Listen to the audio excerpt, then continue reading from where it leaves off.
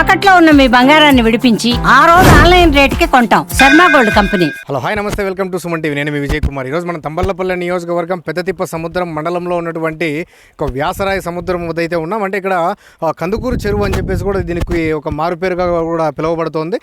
ఈ యొక్క చెరువు గురించి మనం తెలుసుకున్నట్టయితే దాదాపుగా అంటే 1724 ఎకరాల్లో విస్తీర్ణంలో కలిగినటువంటి యొక్క చెరువుకు గొప్ప చరిత్ర ఉందని చెప్పేసి కూడా మనం తెలుసుకున్నటువంటి ప్రయత్నం చేయొచ్చు. ఎందుకంటే దాదాపుగా 16వ సెంచరీ అంటే మన రాయలవారి కాలంలో ఈ యొక్క చెరువు నిర్మాణం అయితే జరిగిందని చెప్పేసి కూడా ఇక్కడ స్థానికులు అయితే చెప్పడం అయితే జరుగుతుంది. అదేవిధంగా ఈ యొక్క చెరువు ద్వారా ఒకవేళ చెరువు నిండినట్టయితే దాదాపుగా 2500 ఎకరాల సాగు భూమి అయితే ఇక్కడ సాగులోకి వస్తుందని చెప్పేసి కూడా ఇక్కడ ఉన్నటువంటి రైతులందరూ కూడా మనతో చెప్పడం అయితే జరుగుతూ ఉంది. అంటే ప్రత్యేకించి ఈ యొక్క చెరువుకి ఈ యొక్క ఎందుకు ఇంత ప్రత్యేకము, ఎందుకు ఇలాంటి చెరువులు వృద్ధి చెందాలి అని చెప్పేసి ప్రజలు కోరుకుంటున్నటువంటి అంశాలన్నింటినీ కూడా మనం క్షుణ్ణంగా పరిశీలించినట్టయితే దాదాపుగా అంటే దీంట్లో 3/4 TMC వరకు నీటిని నిల్వ చేసేటువంటి కెపాసిటీ ఉన్నటువంటి యొక్క చెరువు ఇక్కడ కలదు అనమాట. అంటే ఒక TMC కంటే 2830 కోట్ల లీటర్ల వాటర్ని ఒక TMCగా మనం పిలువబడదాం. అంటే దీంట్లో దాదాపుగా 8500 నుంచి 8600 కోట్ల లీటర్ల నీటిని ఇక్కడ స్టోర్ చేసేటువంటి యొక్క చెరువుకి చాలా గొప్ప చరిత్ర ఉందని చెప్పేసి కూడా తెలుసుకున్నటువంటి ప్రయత్నం అయితే చేయొచ్చు. ప్రస్తుతం మనం ఇక్కడైతే కందుకూరు చెరువు కట్ట కింద ఉన్నటువంటి అంటే ఇక్కడ పూర్వకాలంలో అంటే ఒక 16వ శతాబ్దంలో ఇక్కడ ఈ యొక్క చెరువు కట్టకి అదేవిధంగా ఇక్కడ తూము ఏదైతే ఉందో ఈ తూముకి అదేవిధంగా ఇక్కడ ఉన్నటువంటి ఈ చెరువు కట్టకి చెరువుకి ఇక్కడ కాపలాదారులు ఉండేటువంటి వారు, ఆ కాపలాదారులు ఉండేటువంటి నివాసాలు కూడా మనకి ఇక్కడ చాలా స్పష్టంగా కనబడుతున్నాయి. మన వెనకలు ఉన్నటువంటి చెట్టు ఏదైతే ఉందో దీన్ని బ్రహ్మ మల్లిక అంటారు. అంటే ఇది సాధారణంగా సౌత్ ఆఫ్రికా వంటి దేశాల్లో కనబడుతూ ఉంటుంది. అంటే ఇక్కడ చాలా అరుదుగా కనిపించేటువంటి దృశ్యం కూడా మనం గమనించవచ్చు. అంటే పర్యాటకులకి చాలా ఆహ్లాదకరంగా కనిపించేటువంటి యొక్క దృశ్యాలన్నీ కూడా ఆ యొక్క కందుకూరు చెరువు పరిసర ప్రాంతాల్లో చాలా ఉన్నాయని చెప్పేసి కూడా మనం తెలుసుకున్నటువంటి ప్రయత్నం చేయొచ్చు. అదేవిధంగా ఇక్కడ కనిపిస్తున్నటువంటి చెట్టుకి దాదాపుగా అంటే 500 నుంచి 600 సంవత్సరాల చరిత్ర ఉందని చెప్పేసి కూడా మనం తెలుసుకున్నటువంటి ప్రయత్నం అయితే చేయొచ్చు. సో అన్న, ఇప్పుడు మన ఆంధ్ర రాష్ట్రంలోనే అత్యంత పెద్ద చెరువుల్లో ఒకటైనటువంటి ఒక వ్యాసరాయ చెరువు కూడా ఒకటి అన్న మన తంబళ్లపల్లి నియోజకవర్గంలో ఉండడం అనేది మనకు చాలా అదృష్టంగా కూడా మనం భావించుకోవచ్చు. అంటే ఎలాంటి కార్యక్రమాలు చేస్తే డెవలప్మెంట్ అనేది జరుగుతుంది అనేటువంటి అంశం పైన ఈరోజు మనం మాట్లాడుకోవడం జరుగుతుందన్న. ఇప్పుడు వ్యాసరాయ చెరువు నిర్మించింది 16వ శతాబ్దంలో కృష్ణదేవరాయల కాలంలో పాపాగ్ని నదికి. ఎందుకంటే ఇప్పుడు అది కందుకూరు చెరువు వలన దాదాపుగా తంబోల్పల్లి నియోజకవర్గంలో ఉండే అంత ల్యాండ్కి కూడా భూగర్భ జలాలు ఇంప్రూవ్ అవుతాయి. ఈరోజు గత 5 సంవత్సరాలుగా ఏదైతే వైసీపీ విధ్వంస పాలన జరిగిందో ఆ విధ్వంస పాలనలో ఏమైందంటే కంప్లీట్గా ఎక్కడ కూడా ఇరిగేషన్ ట్యాంక్స్ కానీ చెరువులు కానీ కుంటలు కానీ వాళ్ళు డెవలప్ చేయలే. దాని ప్రతిఫలమే ఈరోజు మీరు అడుగుతున్న ప్రశ్న. అంతకుముందు గత 5-6 సంవత్సరాల ముందు చెరువు ప్రతి సంవత్సరము మనకు చేపలు వేలం పెడితే దాదాపుగా ఆ రోజుల్లోనే 50 నుంచి 60 లక్షలు పోయేది. అంతే సంవత్సర ఆదాయమే 60 లక్షల పైన వచ్చేది. దాని డెవలప్మెంట్ సరిగా చేయలేక నెగ్లెక్ట్ చేయడం అనేది ఈ బుద్ధి నిదర్శనం. ఖచ్చితంగా ఏదైతే ఆ రోజు పెద్ద సంకల్పంతో వాళ్ళు ఈ చెరువు నిర్మించినారో లక్ష్మీనరసింహస్వామి టెంపుల్ ఉంటుంది మనకు ఆ చెరువు కట్ట మీద. లక్ష్మీనరసింహస్వామి టెంపుల్ డెవలప్ చేయడానికి మనము ఎండోమెంట్ వాళ్లకు ప్రతిపాదనలు పంపడం జరిగింది. ఆ టెంపుల్ డెవలప్మెంట్తో పాటు అక్కడ పెద్ద పార్కులు ఏర్పాటు చేయాలని, కమ్యూనిటీ హాల్ కట్టాలని, తద్వారా మనకు ఈ పర్యాటక కేంద్రంగా దాన్ని తీర్చిదిద్దాలని. ఎందుకంటే ఎప్పుడూ నీళ్ళు ఉంటాయి దాంట్లో. దాదాపుగా 1 TMC వాటర్ అది స్టోరేజ్. పంటలు కింద ఆయకట్టు 2500 నుంచి 3000 ఎకరాలు ఉంటుంది.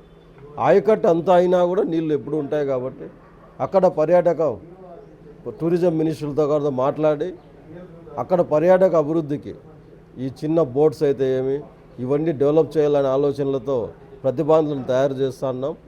మనం ఇప్పుడు మీరు ఒకటే గుర్తుపెట్టుకోండి, ఇది చంద్రబాబు నాయుడు గారి పాలన. చంద్రబాబు నాయుడు గారు అంటేనే ఒక విజనరీ వ్యక్తి, ఒక డెవలప్మెంట్ మారుపేరు.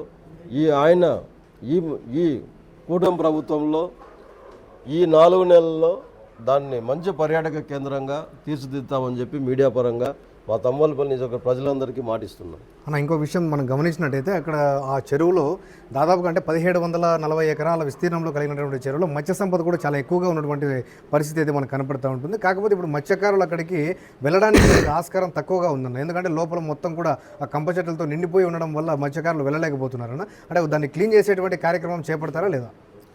ఖచ్చితంగా చేపట్టాలనేది ప్రతిపాదనలు పంపించినాం. ఇరిగేషన్ శాఖ కూడా పైకి ప్రతిపాదనలు ఇచ్చినాం. అతి తొందరలో మీరు చెప్తాను ఈ కంప చెట్లన్నీ రిమూవ్ చేసి దాన్ని మళ్ళా ముందు ఎట్లయితే మనం ప్రభుత్వం 14-19లో 14 నుంచి 19 వరకు ఎట్లా మనము ప్రతి సంవత్సరం చేపలు వేలం వేసి చేపల మీద బతికే వాళ్ళందరికీ బతుకు తిరిగి ఇచ్చినాము, అదేవిధంగా ఇంకొక ఈ 6 నెలల్లో కొన్ని నీళ్లు కొంచెం తగ్గే కొద్దీ మొత్తం అంతా క్లీన్ చేపించి మళ్ళీ దాన్ని యథావిధిగా ఈ మా చేపలకు అనుకూలంగా చేసేటట్లు చేస్తాం. అన్న మామూలుగా చూసుకున్నట్టయితే మనం ఎక్కువగా రైతులందరూ కూడా ఆ యొక్క ఆయకట్ట నీటితోనే ఆధారపడి సేద్యం చేసేటువంటి పరిస్థితి అయితే మనకు చాలా స్పష్టంగా కనపడుతూ ఉంటుంది. కాకపోతే ఇప్పుడు ఈ వర్షాకాలం లేదు కాబట్టి, అంటే కొద్దిగా వర్షాభావం తక్కువ ఉంది కాబట్టి, అంటే ఈ యొక్క వాటర్ అనేది ఏ విధంగా మనం యూజ్ చేసుకోవచ్చు అన్న అక్కడ? వర్షాలు తక్కువ ఉన్నాయి ఈసారి, అయినా చెరువు మొన్నటి వరకు నిండి పొంగి పొర్లుతూ ఉండింది. కొన్ని ఈ మనం వచ్చినాక ఇప్పుడు పెద్దేరు ప్రాజెక్ట్ మనకు ముఖ్యంగా మనకు పెద్ద ఉన్నవి ఎప్పుడు నీళ్లు ఉండేటివి కందుకూరు చెరువు పెద్దేరు ప్రాజెక్టుకు మన ప్రభుత్వం వచ్చిన వెంటనే కుడి ఎడమ కాలువలు రెండింటిని రిపేరీ కోసం 1 కోటి రూపాయలు శాంక్షన్ చేయడం జరిగింది. అది పని అయిపోయింది. దాని తర్వాత కొత్తకోట దగ్గర అది కూడా తూము ప్రాబ్లం ఉంటే అది కూడా చేయడం జరిగింది. కందుకూరు చెరువు దానికి కూడా కాలువలు క్లీన్ చేయడానికి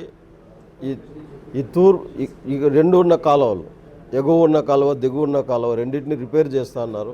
ఇవన్నీ కొంచెం క్లీన్ చేసేకి కొంచెం ఈ 6 నెలల సంవత్సరంలో క్లీన్ చేసుకుంటూ ఈ కట్టను క్లీన్ చేసి ఏదైతే ఇప్పుడు ఇందాక మేము చెప్పినట్లు గుడిని లక్ష్మీనరసింహస్వామి గుడిని డెవలప్ చేస్తే ఆటోమేటిక్గా అక్కడ అనేది ఇంకా చెత్త అనేది పడదు, కంప చెట్లు అనేవి ఉండవు, అన్నీ నీట్గా క్లీన్ చేస్తాం. అంతేకాదు ఈ వ్యాసరాయ చెరువు అప్పట్లో ఆయన కట్టించిన ఈ చెరువుకు దాన్ని భూమి కూడా ఉంది.